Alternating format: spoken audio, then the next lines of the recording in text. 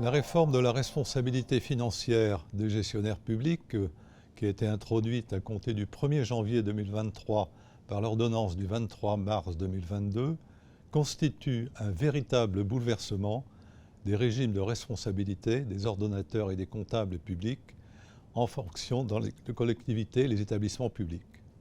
En effet, le comptable public ne peut plus être mis en DB depuis cette réforme comme il l'était antérieurement, étant déclaré débiteur des collectivités dont il avait payé irrégulièrement des dépenses ou n'avait pas recouvré les recettes. Comme l'ordonnateur, en lieu et place du DB, il pourrait être condamné dans le nouveau régime par le juge financier, qui est la chambre du contentieux de la Cour des comptes, à une peine d'amende qu'il partagera avec l'ordonnateur pour la commission d'une même infraction qui pourra atteindre au moins la moitié de sa rémunération annuelle. Ce nouveau régime de responsabilité remplace l'ancien régime qui était à la fois inéquitable, coûteux et inefficace. Inéquitable car il faisait reposer l'essentiel de la responsabilité sur les épaules du comptable public, l'ordonnateur n'étant que très rarement sanctionné pour les infractions commises tant en dépenses qu'en recettes. Il était aussi ce régime coûteux en raison de la redondance des contrôles du côté de l'ordonnateur et du côté du comptable public. Enfin, il était inefficace car à l'arrivée, le comptable pouvait bénéficier d'une remise gracieuse qui était accordée par le ministre en charge du budget. Le nouveau régime vise à renforcer donc l'équilibre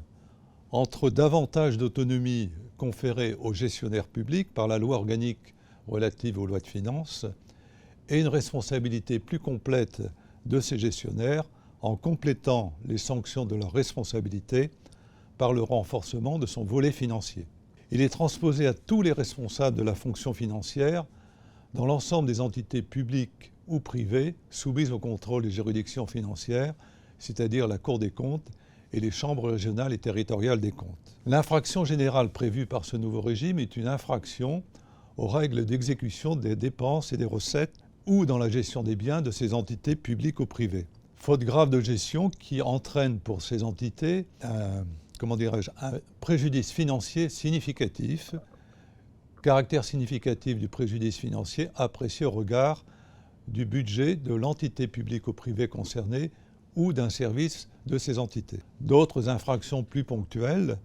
tout en pouvant être rattachées à l'infraction générale précitée, pourront être sanctionnées. Par exemple, l'octroi d'un avantage injustifié à soi-même ou à autrui.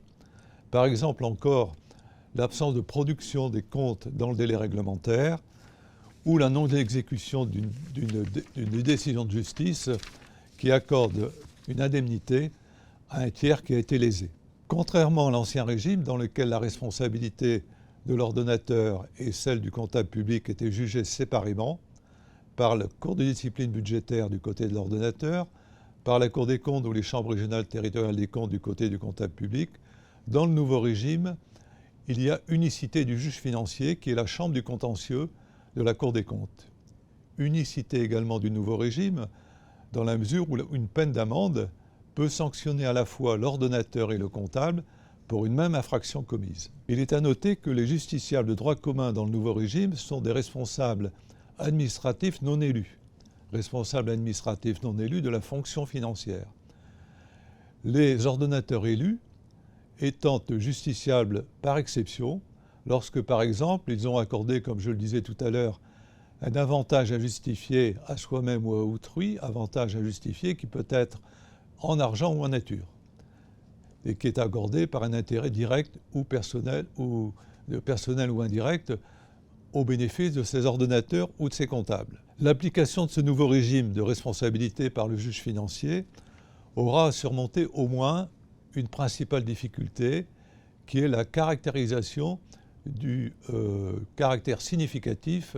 du préjudice financier. Le juge financier aura à garder un équilibre dans le caractère significatif entre les ordonnateurs et les comptables des petites entités ou des entités de taille modeste par rapport aux ordonnateurs et aux comptables des entités de taille plus importante. Enfin, le partage de responsabilités entre ordonnateurs et comptables pourra bénéficier de l'existence, de l'effectivité d'un contrôle interne comptable et financier dans les entités publiques ou privées concernées, qui, par la traçabilité des contrôles, permettra,